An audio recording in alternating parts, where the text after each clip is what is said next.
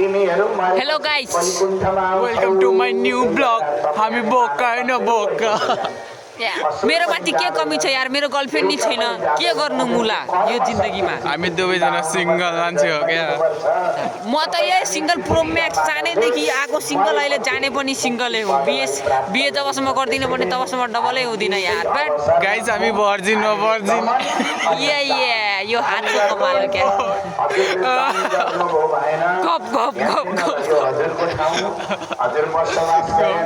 Guys ल हाम्रो सकियो, ल बाई बाई। गाइस केटी छ भने पट्टि जाऊ।